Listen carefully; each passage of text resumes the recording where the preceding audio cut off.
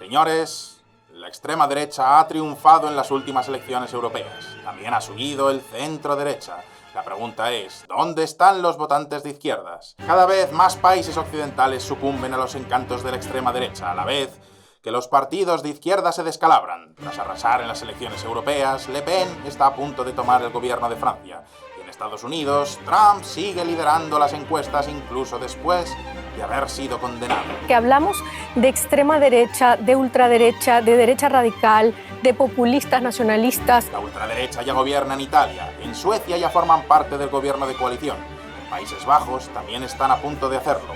En Alemania, los ultranacionalistas de Alternativa por Alemania van segundos en todas las encuestas. El gobierno ha llegado a prohibir hacer campaña a uno de sus candidatos después de que dijera: entre los 900.000 hombres de las SS también había granjeros. Había un alto porcentaje de criminales, pero no eran todos. Según la prensa internacional, tanto Milei como Bukele también son populistas de derechas y están arrasando en Internet.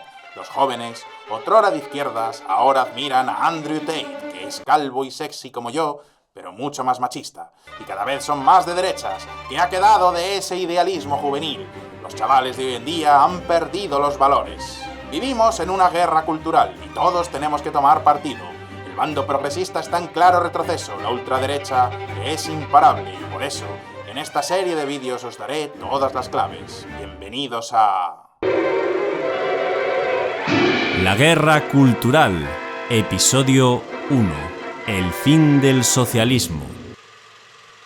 Cuando empecé a interesarme por la política, apenas había partidos de extrema derecha importantes. La única excepción eran Países Bajos o Francia, pero seguían siendo partidos residuales. Ahora está subiendo cada vez más. ¿Y sabéis qué es lo más curioso? A la vez que sube la extrema derecha, también sube la derecha tradicional. Es decir, que no es que el votante de derecha se haya radicalizado, es que el de izquierdas está desapareciendo.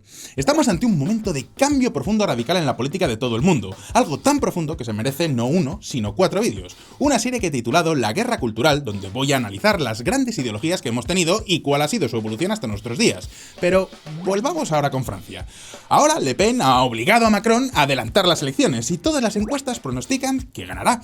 Y muchos pensarán, ¿qué futuro nos depararía? Os recuerdo que Hitler también ganó las elecciones democráticamente. ¿Cómo es posible que los franceses odien tanto a los inmigrantes que quieran votar a una fascista como Le Pen?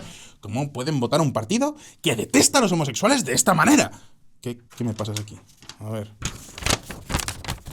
El Frente Nacional de Marine Le Pen tiene más aliados abiertamente gays que ningún otro partido político francés. ¿Esto qué es? Y luego sigue, dice... Varias encuestas muestran que el Frente Nacional es ahora más popular entre los votantes LGBT+, que suponen un 6,5% del electorado, que con los votantes heterosexuales. Esto debe ser fake news. ¿De dónde lo ha sacado? The Associated Press. Bueno, pues ya lo veis, no lo digo yo, lo dice Associated Press. Gays votando a un partido homófobo. Muchos partidos de la extrema derecha, curiosamente, están creciendo una barbaridad entre el público LGBT+. Y Trump está ganando en las encuestas de voto latino. Sí, Trump, el del muro con México. Pues ya me diréis vosotros, o los latinos tienen muy mala memoria, o hay algo que nos estamos perdiendo. Y ojo, porque esta supuesta... ¿de extrema derecha? ¿Ultraderecha? Ya es que no sé ni cómo llamarla, la verdad. Porque sé que muchos de vosotros simpatizáis con estos partidos. Y ya lo sé, no os gusta que lo llame extrema derecha, pero... lo siento mucho, es un término en el que nos entendemos todos.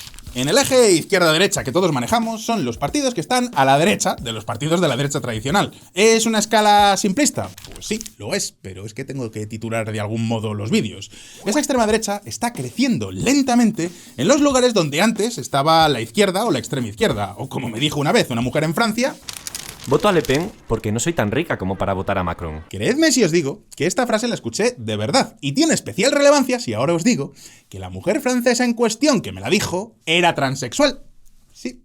Señores, esto está pasando. La extrema derecha, como quiera que la queramos definir, es una ideología que crece lentamente y a ritmos históricos. No es un fenómeno que haya venido de la noche a la mañana. Cuando yo empecé a interesarme por la política, esto era algo marginal. Como mucho, partidos pequeños, con cero opción de gobierno. Pero 18 años más tarde, tampoco soy tan mayor, es ya una realidad en muchos países. Y en otros, están empezando a escuchar parte de sus demandas. Una nueva vuelta de tuerca de la política antimigratoria del gobierno de la socialdemócrata Mette Frederiksen. A estas alturas creo que ya es hora de que nos empecemos a preguntar ¿de dónde viene exactamente esta extrema derecha y por qué su ascenso es imparable? Pues de todo eso y de mucho más vamos a hablar en el vídeo de hoy. Soy Fonseca y bienvenidos a mi canal.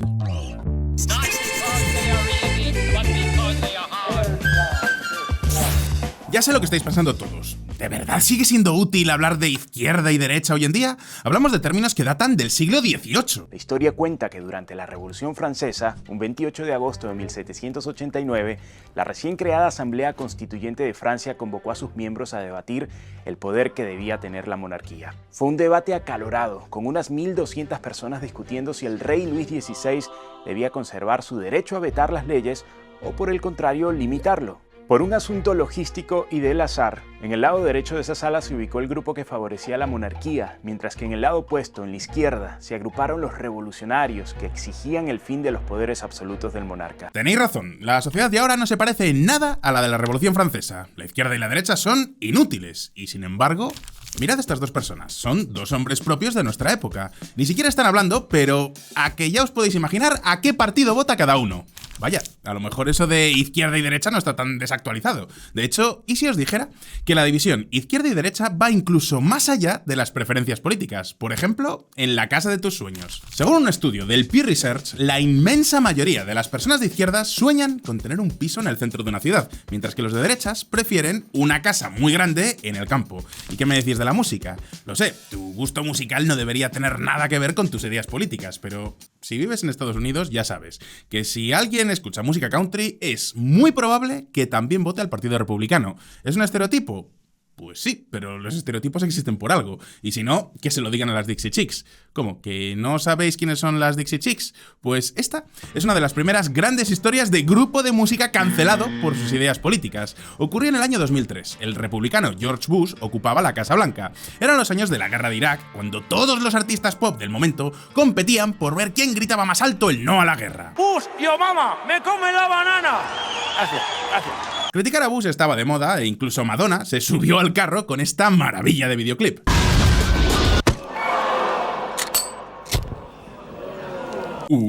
¡Qué artista más controvertida! ¡Madre mía, Madonna! ¿Te atreves a criticar a George Bush? ¡Uf, qué malota! ¿Consecuencias para su carrera? Cero. Así que, en un momento donde criticar a George Bush era el deporte nacional, las Dixie Chicks también se apuntaron. Era un grupo tejano de música country muy popular en aquella época, así que en un concierto que dieron en Londres, salieron diciendo... Que sepáis que estamos en el lado correcto, junto a todos vosotros. No queremos esta guerra ni esta violencia, y estamos avergonzados de que el presidente de Estados Unidos sea de Texas. Dixie Chicks. El problema es que la audiencia de un grupo de música country no es la misma que la de un artista de pop, y su audiencia no estaba para nada de acuerdo con eso de que George Bush fuera una vergüenza. Conclusión. De un día para otro, las quitaron de todas las radios. De hecho, su último hit de ese año, que estaba en el número 10 de la lista Billboard, pasó a un discreto 43. Incluso tuvieron que cambiarse el nombre, pasando a ser The Chicks, así a secas, para que los fans olvidasen estos posicionamientos. Os cuento esta historia para dejar claro que sí, aún hoy en día existe gente de izquierdas y gente de derechas. Y entonces es cuando llega la guerra de Ucrania, y nos volvemos a preguntar, ¿en serio hay tantas diferencias entre unos y otros? Porque esto es lo que dice el ultraturboconservador Viktor Orbán en Hungría. No queremos derramar sangre por Ucrania, no iremos a la guerra. Viktor Orbán. Y esto es lo que dicen los progresistas, y muchos progresistas de Podemos en España. Que dejen de meternos en una guerra a través de hechos consumados. Bien, atentos, porque aquí llega el primer momento red pill del vídeo y de la serie. ¿Y si te dijera que izquierda y derecha no tienen nada que ver con la política? ¿Y si te dijera que hay cerebros que ven la realidad con un marco cognitivo de izquierdas y otros que la ven con un marco cognitivo de derechas? Es algo así como el sistema operativo de nuestro cerebro, Apple o Windows, conservador o progresista, y no tiene nada que ver ni con si somos ricos, pobres, altos o bajos. Los izquierdistas tienden a ver el mundo de una forma universalista, lo que curiosamente se traduce en una actitud mucho más individualista en la vida. Frases como soy ciudadano del mundo o sigo mis propios intereses o mi propio destino se asocian más a la izquierda que a la derecha. Les gustan las nuevas experiencias y cuidar de los débiles. Sin embargo, los conservadores tienen mucho más sentido de grupo, de colectivo, es decir, que se preocupan más por la familia, el país o en general la comunidad. Valoran la responsabilidad individual y prefieren lo conocido. Por eso, los conservadores de Estados Unidos prefieren una música que para ellos suena tradicional, como es la música country. Y ya sé lo que me diréis todos ahora mismo, pero ¿no se supone que los individualistas son los de derechas? Pues sí y no. En cuanto a preferencias personales, los conservadores son mucho más colectivistas y están mucho más dispuestos a sacrificarse por el grupo, sea la familia o la comunidad de vecinos o la patria. ¿Sabéis dónde he notado más estas diferencias? En las elecciones universitarias. Cuando yo era estudiante, fui representante de alumnos y hacía campañas electorales. Creo que nadie se va a sorprender si digo que yo en mi adolescencia ya estaba metido en política. Pues bien, los campus de ingeniería son siempre feudo de las candidaturas de derecha, mientras que los campus de filosofía y letras o magisterio son feudos incontestables de la izquierda, pero feudos, o sea, en mi facultad, que era filosofía y letras, éramos 2 representantes del grupo que podríamos considerar de centro o centro-derecha frente a 5 de la extrema izquierda. No veréis esta desproporción en ningún otro lugar. Por ejemplo, en Madrid, que es una de las ciudades más de derechas de España, los partidos conservadores ganan por un 53% del voto, mientras que los de izquierdas tienen un 40%. Y estos son los resultados de unas elecciones donde la derecha arrasó. ¿Qué pasa en las universidades? Pues que los votantes están preseleccionados por sus intereses y la gente que estudia carreras como periodismo, filosofía o bellas artes tendemos a ver la realidad en un marco de izquierdas. Evidentemente, yo soy la prueba de que también hay excepciones. Pero para que nos entendamos, nuestra cabeza es como un enchufe, y puede ser un enchufe del tipo europeo o del tipo americano. Así que sí, la misma idea política puede venderse a distintos públicos simplemente cambiando el enchufe. ¿No me creéis? Pues os voy a dar un ejemplo. La guerra de Ucrania. Podemos vender la misma idea. Vamos a decir que no hay que ayudar a Ucrania desde un marco de izquierdas o un marco de derechas. Nosotros decimos no a la guerra. La guerra solo sirve para llenar los bolsillos de esos malvados capitalistas yanquis. ¡No a la guerra! ¡No a la guerra! ¿A mí qué más me da lo que está pasando por ahí? ¿Que matan a ucranianos? Pues mira, yo qué sé, algo habrán hecho. ¿Sabes lo que te digo? Ni un duro de mis impuestos para Ucrania. ¡Que lo paguen otros! ¿Veis? La misma posición puede ser de izquierdas o de derechas dependiendo de cómo la vendamos. Y eso significa que el auge de la extrema derecha no implica que de un día para otro todo el mundo se haya vuelto conservador. Simplemente son ideas nuevas para enchufes viejos. Quedaos con esto porque va a ser fundamental para toda esta serie de vídeos que estoy haciendo sobre la guerra cultural. La pregunta ahora es, 1. ¿Por qué ahora la extrema derecha sí que está funcionando? 2. ¿Qué ha pasado con la izquierda? ¿Y por qué digo que va a desaparecer? Y 3, y más importante, si en Europa ahora mismo la extrema derecha ha subido a la vez que la derecha, ¿dónde ha quedado la izquierda? ¿Qué ha pasado con esa gente que tiene una mentalidad más, vamos a decir, progresista y que también ha ido a las urnas? ¿A quién vota? Hoy vamos a responder a estas preguntas, pero antes vamos a ver un poco de historia. Proletarios del mundo, uníos. Antes de continuar, permitidme que os recuerde que en este canal saco vídeos nuevos todas las semanas, así que si os interesa la política, alineada con un poquito de humor negro, este es vuestro sitio. En el próximo vídeo de esta serie voy a hablar de ecologistas, de woke y de todo lo demás. Y tranquilos, que el capítulo 3 y 4 están dedicados a la derecha y la extrema derecha, así que no os preocupéis, todos vais a tener vuestra oportunidad de sentirse ofendidos. Así que ya sabéis, suscribíos a este canal, a Solo Fonseca, y dadle a la campanita para que no os perdáis ninguna de mis publicaciones. Y ahora sí, sigamos con la historia de hoy. Ya sabemos que originalmente la división izquierda y derecha era la división entre conservadores y liberales, es decir, los que querían mantener el antiguo régimen absolutista y los que querían un cambio a un régimen nuevo. Esta fue la gran pugna política que definió el siglo XIX. ¿El problema? Pues que para finales de siglo las diferencias entre liberales y conservadores eran las mismas que las que hay entre Coca-Cola y Pepsi. Un ejemplo, España.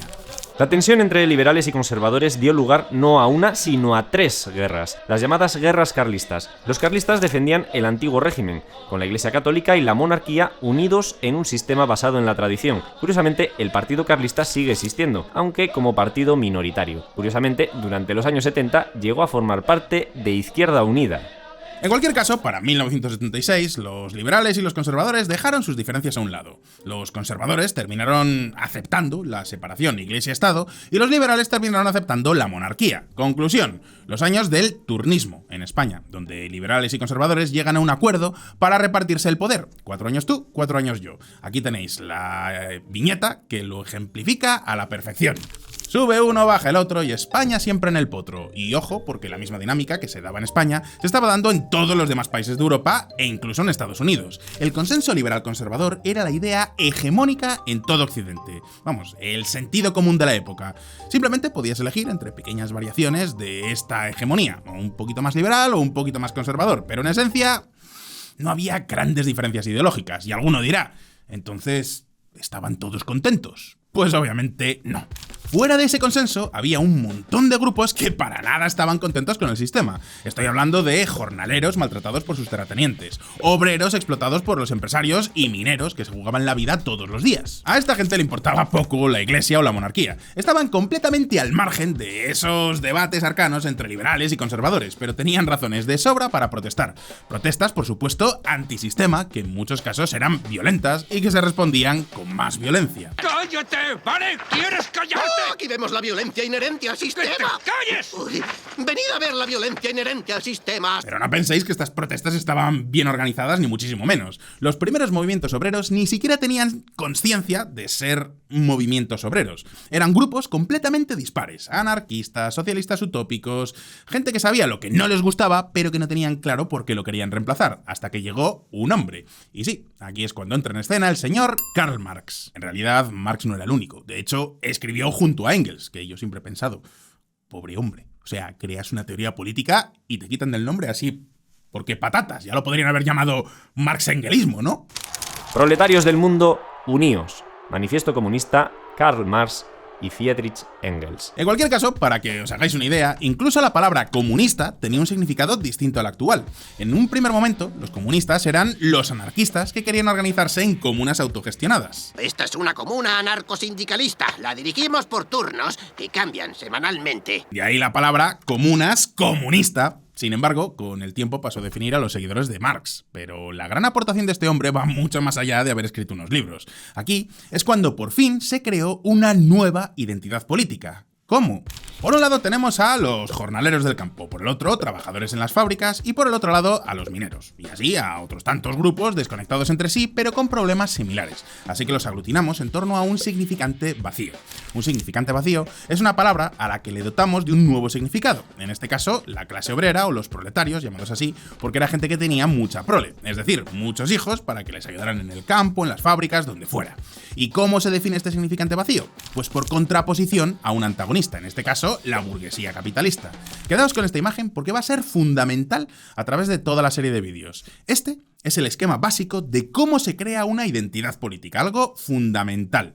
Y así es como nació el fenómeno político más relevante de todo el siglo XIX y XX, el socialismo, que por supuesto tiene un montón de ramificaciones. Ahora bien, todas las distintas versiones del socialismo tenían dos cosas en común. Hablaban de los problemas reales de la gente y suponían una amenaza real contra el sistema. Pensad que los obreros se organizaban en sindicatos que cada vez tenían más poder. Las empresas tenían auténtico pánico a las huelgas.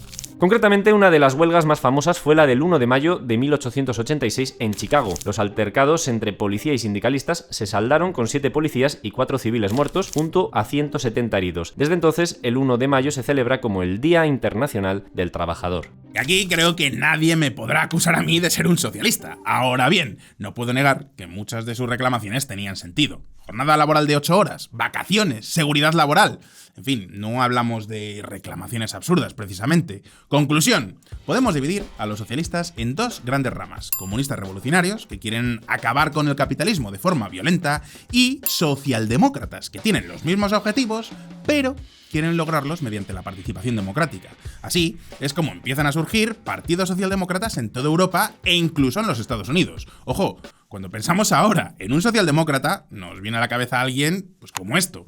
Pero los socialdemócratas originales se parecían más a esto otro y su discurso era mucho más radical. Sin el colapso del capitalismo, la expropiación de la clase capitalista es imposible. Rosa Luxemburgo. Sí, ya sé lo que estaréis pensando. Esto suena mucho a... Expropiese. Porque lo es. Y os preguntaréis, ¿pero cómo hemos pasado de esto a esto otro? Pues ahora mismo lo vamos a ver. La hegemonía social liberal. Marx tenía razón en una cosa. Los que intentaron acabar con el capitalismo de forma democrática terminaron viéndose domesticados por el propio sistema capitalista. A la vista está. Tras la Segunda Guerra Mundial, los partidos socialdemócratas han llegado a gobiernos de toda Europa y en general de todo el mundo. ¿Ha desaparecido el capitalismo? No.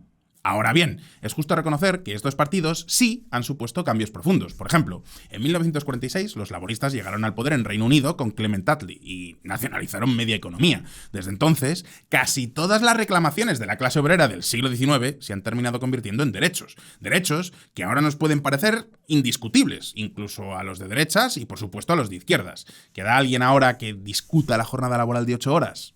No. Y desde la Segunda Guerra Mundial hasta nuestros días, el debate izquierda-derecha ha dejado de ser liberales contra conservadores para ser liberal-conservadores contra socialdemócratas.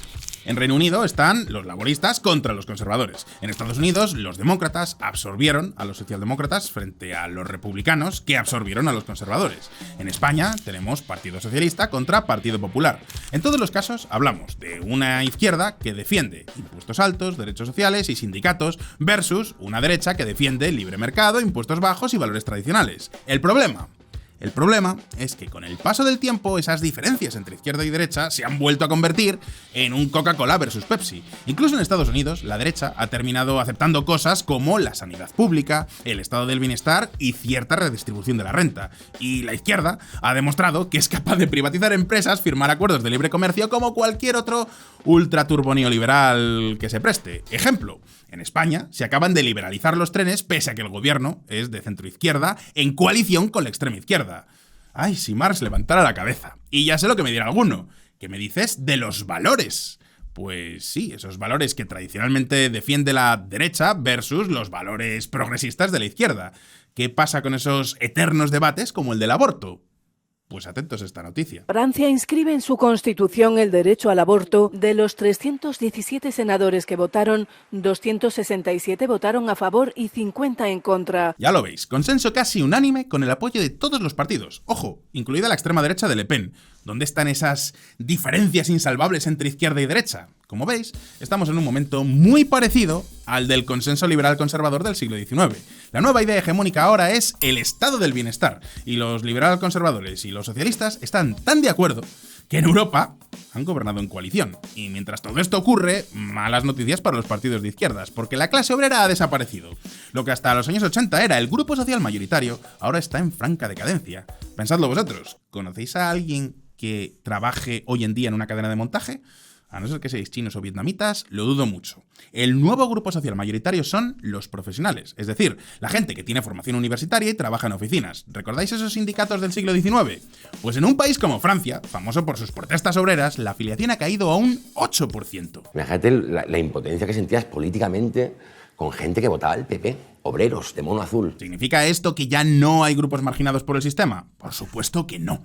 ¿Queréis un ejemplo? Pues os doy un ejemplo de marginados. Los parados en España. Como sabéis, España es un país famoso por la paella, el flamenco y el desempleo. En estos momentos, el paro está en torno al 12%. Y nos parecen buenas noticias, porque hace 10 años superaba el 25%. Y si nos vamos a los jóvenes, las cifras son aún peores, porque en 2013, más de la mitad de los jóvenes españoles no tenía trabajo. ¿Y cuál creéis que era, en aquella época, la respuesta de la izquierda ante esto? Pues atentos a este anuncio porque es canela en rama. Esto que vais a ver es un anuncio de Comisiones Obreras, que es uno de los sindicatos más grandes de España. Y, por cierto, a los españoles que veis el vídeo, fijaos bien porque vais a ver una cara conocida. ¿Tú qué? ¿También por aquí? Aquí me echaron el otro día sin un duro de indemnización y solo voy a cobrar 4 meses de paro, así que a engordar el club del parque. Yo ya estoy cansada de esto. Tenemos que hacer algo. Porque hay alternativas y es nuestro derecho. El 29 de septiembre nosotras vamos a la huelga. ¿Vienes? Ahí la tenéis. Irene Montero es la Jordi Hurtado de la política española. Los años no pasan por ella. Ni física ni mentalmente. Pero fijaos en el mensaje. ¿Estás en el paro? ¡Vente a la huelga! O sea, como forma de protesta vas a no ir al trabajo que no tienes. Madre mía, si yo fuera tu no jefe, me tiraría de los pelos. Las huelgas, que otrora fueran el terror de la burguesía, se han convertido en un folclore. En España ya los sindicatos convocan una huelga cada X años, huelga que no sigue ni el 10% de los trabajadores, pero que eso sí, salen todos los medios de comunicación. Luego hacen una manifestación, cantan cosas, vamos, una fiesta. Y la pregunta ahora es, ¿cómo puede sobrevivir el socialismo sin la clase obrera? ¿Es este el fin de la izquierda? Pues no exactamente. Ahora mismo lo vamos a ver. La revolución como producto. Como diría un comunista de los de antes, el capitalismo es muy efectivo a la hora de crear productos. Allí donde hay una demanda, no os preocupéis que surgirá alguien dispuesto a satisfacerla. ¿Recordáis que os decía que ser de izquierdas y de derechas no tiene nada que ver con tu clase social, sino con tu cerebro? Pues bien, muchos burgueses, por muy burgueses y mucho burgueses que sean, tienen una mentalidad progresista. Y los hijos de estos burgueses no querían privarse de su propia experiencia revolucionaria. Siéntete como el Che Guevara por un día, y alguno dirá, ¿pero qué clase de problemas puede tener el hijo de un diplomático francés que está estudiando en la Sorbona de París? Pues yo tampoco lo sé, pero como dirían los Sex Pistols... No sé lo que quiero, pero sé cómo conseguirlo. Vale que esta canción es posterior, pero cristaliza muy bien el espíritu de lo que fue mayo del 68 en Francia. La protesta de un centenar de estudiantes que ocuparon el campus de la Universidad de París-Nanterre encendió la mecha de lo que se convertiría en un amplio movimiento político y social especialmente intenso en Francia. A estas primeras revueltas se unieron las manifestaciones de obreros reclamando mejoras materiales y salariales que llegaron a paralizar el país con la huelga general del 13 de mayo. De repente, los jóvenes franceses paralizaron el país. ¿Y qué reclamaban? Pues derechos tan inalienables e indiscutibles como... Debajo de los adoquines está la playa. El aburrimiento es contrarrevolucionario. Cuanto más hago la revolución, más ganas tengo de hacer el amor. Y diréis, ¿lograron algún objetivo político? Bueno, depende cómo lo miréis. Muchos de estos líderes estudiantiles terminaron en puestos políticos. Y según cuenta la leyenda, ese año todos los estudiantes aprobaron. Esto es cierto. Y el gobierno de derechas adelantó las elecciones para volver a ganarlas. Vamos, que la sociedad francesa pasaba absolutamente de esta gente. Eso sí, atención mediática toda la del mundo. Eran el producto ideológico perfecto, la historia que todo medio de izquierdas del mundo quería contar.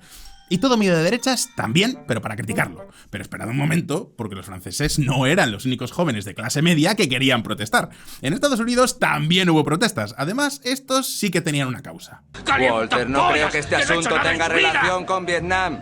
Exacto, la guerra de Vietnam, que dejó una herida muy importante en Estados Unidos. Entre 1964 y 1973, 2,2 millones de jóvenes fueron llamados a filas. Y como os podéis imaginar, a esos jóvenes no les hacía la más mínima gracia irse a la picadora de carne que era Vietnam. Así que ahí no hubo protestas durante un mes. Es que fueron protestas continuas durante años, y estas protestas generaron toda una contracultura nueva. Y ya sabéis que si algo saben hacer los gringos es crear productos mejor que nadie, porque la experiencia de revolución es un producto atractivo como pocos. Y en este sentido la revolución hippie no tenía fondo, pero sí tenía una forma fantástica. Es más, a diferencia de los movimientos obreros, los hippies sí crearon una moda de vestir con una música fantástica y los mejores eslóganes del mundo. ¿Había algo de fondo? Iban, pues no sé, contra el sistema y el capitalismo, supongo, y la opresión y todas esas cosas, ¿no? Eso sí, como experiencia de conviértete en Che Guevara por un día, lo clavaron. Ahora bien, ¿de verdad creéis que el capitalismo tenía un problema serio con estas revoluciones burguesas? Pues no. Para nada. De hecho, la principal consecuencia de estos movimientos fue... Macán, escúchame, necesitamos una nueva campaña publicitaria, algo más acorde a los tiempos de hoy en día. Los jóvenes de ahora quieren algo más idealista, ¿sabe usted? Quieren sentirse revolucionarios. Pero no quiero nada de melenudos tomando drogas, ¿me ha entendido? Somos Coca-Cola después de todo. Tranquilo, jefe, tengo exactamente lo que necesita.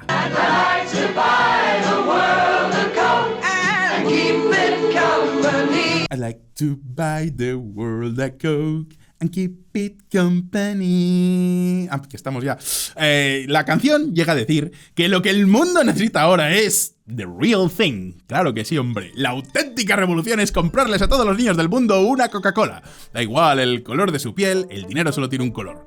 Como podéis ver, el sistema estaba realmente aterrado ante el rugir revolucionario de los hippies y mientras tanto, los votantes seguían votando a la derecha. Estos son los años donde el republicano Richard Nixon ganó las elecciones 2 veces. Es lo que pasa cuando tu revolución recoge los problemas de nadie. Y ya sé lo que estará pensando alguno.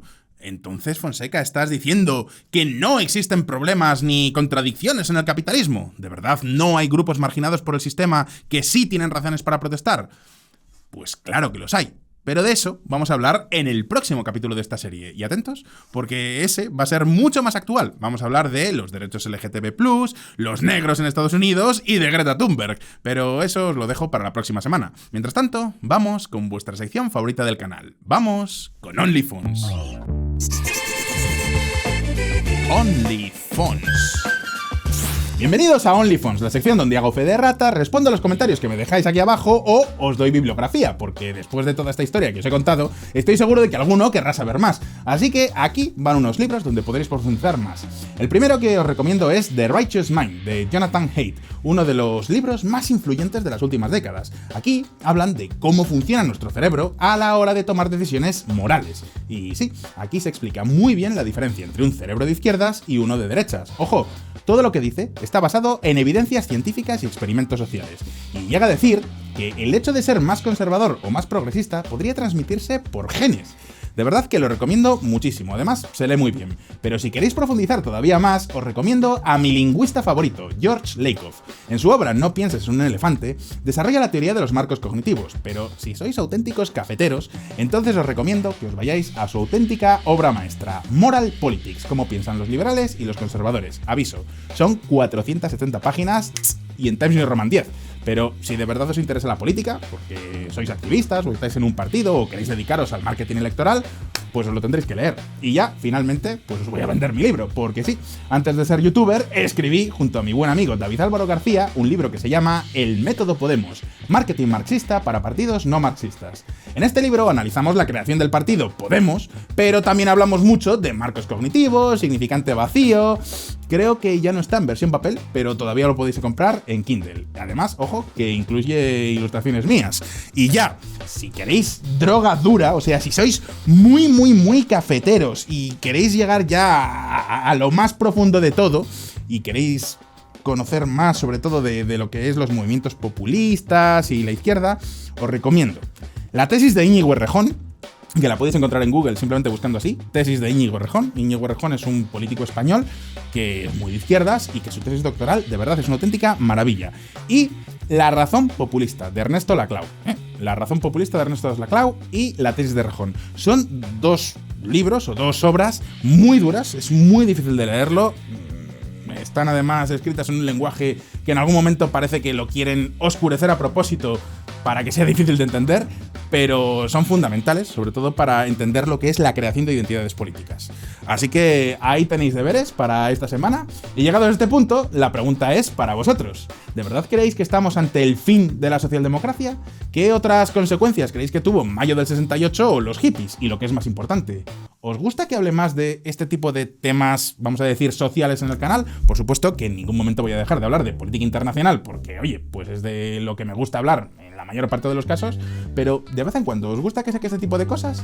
Podéis dejarme vuestra respuesta en los comentarios, y como siempre, no olvidéis que aquí, en Solo Fonseca, sacamos vídeos nuevos todas las semanas, así que ya sabéis, suscribíos a este canal y dadle a la campanita para no perderos ninguna de mis actualizaciones. Si os ha gustado este vídeo, dadle a like y nos vemos en el próximo. Gracias por estar ahí y hasta pronto.